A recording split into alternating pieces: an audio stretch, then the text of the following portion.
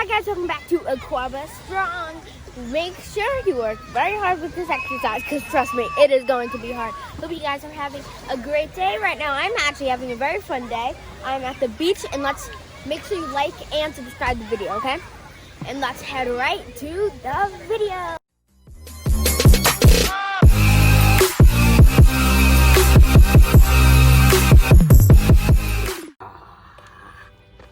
What's up, world? What a lovely day. Demario Soa, Master Trainer, NASM, Aquaba Strong. Welcome to our YouTube channel. Please like and subscribe our video. So if you're like most people, the gyms have been open last couple of weeks. Folks are getting out there trying to get in shape. Hopefully you are too.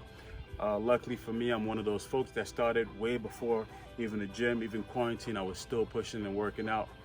So guys, 2 days ago I shot a video that discussed my bad behavior this weekend from my family. I had things like McDonald's, milkshakes, and things like that. Stuff that normal people go through, you know, even myself. It's gonna happen. But the key is that what are we gonna do about it, all right? So what I wanna talk about today between what I did over the weekend and folks getting back into the gym, and the number one struggle that people normally have that hit me up for, all right, is a food element. All right, one of the most important questions are, you know, what am I gonna eat before I work out? And I can't lose this, I can't lose that, I'm getting fat. Majority of folks are over consuming one main element. Bah! Carbs. Guys, this is the number one killer. This is the main reason why folks are having to do their cardio over and over and figure out why they're not losing the midsection or making the progress that they want. So what I want to do is discuss the carbs, but I don't want to go too into detail about it. As the days go on, I'm going to be shooting different videos that discuss fiber, how much water you need, which is 96 ounces, by the way, 3 quarts, and the benefits of water, proteins, fats, what kind of fats, and how they also play a role. But today we're only discussing carbs. Now, the average person, right? The average person that's in the gym, that's looking to get in shape, most of those folks who are considered athletes, okay? If you're out there, you're pushing yourself to the max, you are considered an athlete, especially if you're getting your breathing and your endurance training up to that level where you're breathing hard as you push yourself. So if you're on that level, you're getting in between 5 to 7 grams a day of carbohydrates, okay? So if you're an endurance training individual, an athlete working on explosive power, constantly reactive speeds, using your fast twitch muscles and things like that, you're gonna get in a bigger portion of carbohydrate needs from 7 to 10 grams, okay? Again, 7 to 10 grams for the athletic folks out there. But if you're an ultra endurance participant, so if you have a big weekend of wrestling, track and field, if you have big bouts of workouts required in different sectors of the day or different sectors of the weekend, or if you have a conference weekend, those guys are gonna have to store in a good amount of carbs, all right, for a total of 6 days. The first 3 days they're consuming 10 grams of carbs, and then the next 3 days they're consuming 10 grams of carbs. This is gonna really load up their glycogen storages. The liver is gonna be full. Those guys will be able to perform, and also for a long duration. All right, let's talk about the really important stuff too. So when you're working out, right, what you wanna focus on, carbs are gonna provide 2 elements.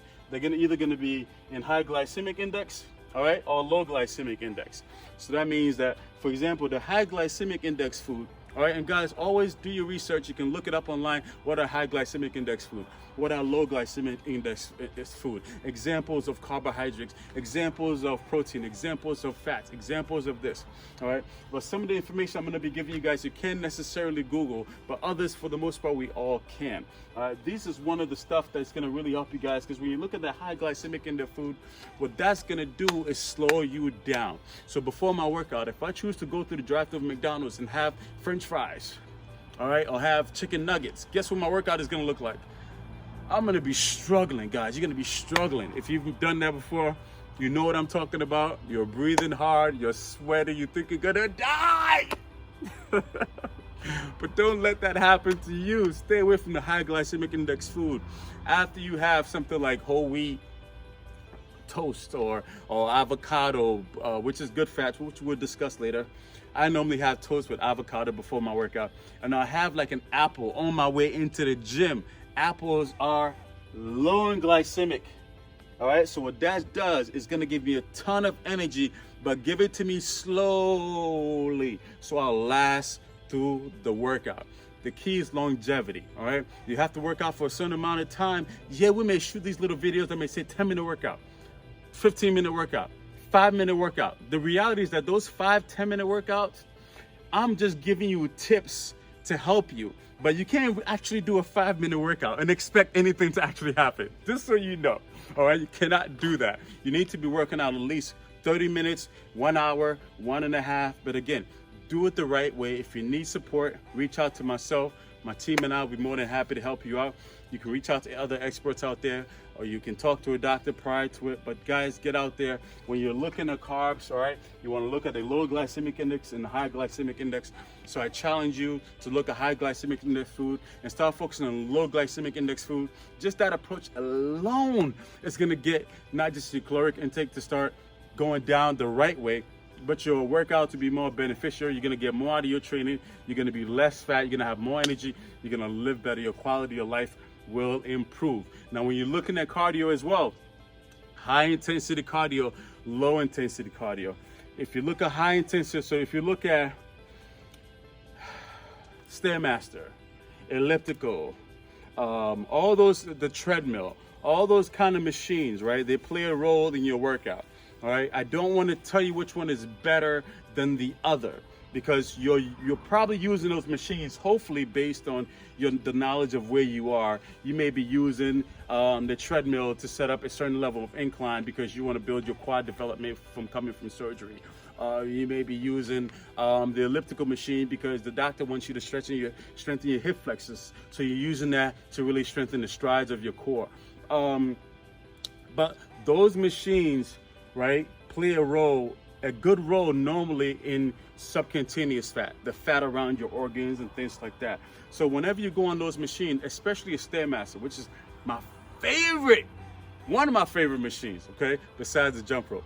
But the Stairmaster, I burn really good fat on there, guys. I go nice high intensity. I don't let the steps go too slow, but I take nice big giant steps and I let it sweat, and I really use those strides to work my benefit of not just strengthening my core, but my entire legs and lower body as well. The treadmill is great, guys, but running on a machine that's already propelling you is not my favorite, guys. I cannot recommend the treadmill, but it's a nice machine if you want to expend some calories and build your running mechanics for the runners out there and working your strides and things like that. So it does have its uses, but the folks that I normally work with, we don't really use the treadmill.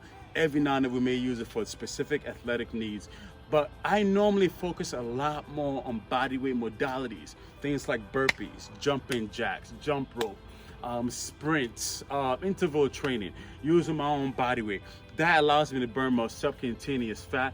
It allows me to stay leaner. Allows me to also burn some visceral fat too. But overall, I lose the fat quickly. This is why those kind of workouts, guys, seem a lot tougher when it comes to the body modality. So it seems a lot easier to get on the machine. They both have their uses, guys. Either one of them cannot be wrong. But don't forget, you got to keep that functionality with your body weight element there. So remember, you're doing things like planks, you're doing things like prone iso ab routines, which, guys, I'll exhibit later on. Prone iso ab routines, push-ups, things that have to do with really holding your core in, and you're doing things like quadruplexes and things like that, guys. And I'll show you what some of these are later. But all the elements that have to do with balance, you know, using your own body weight and all of that key is important before machine training. You cannot just be stuck on the machine. You know, some of you guys may be using the machine specifically for bone density and things like that, whether it's you're going into surgery, coming back from surgery. Again, I'm not, you know, this information is all based on where you are in time, as most information are.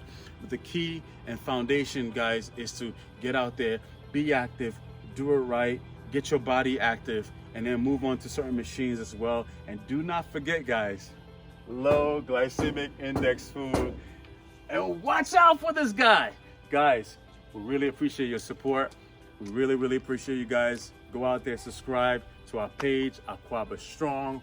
We love you guys. We're checking out, signing out. See you guys later. Peace.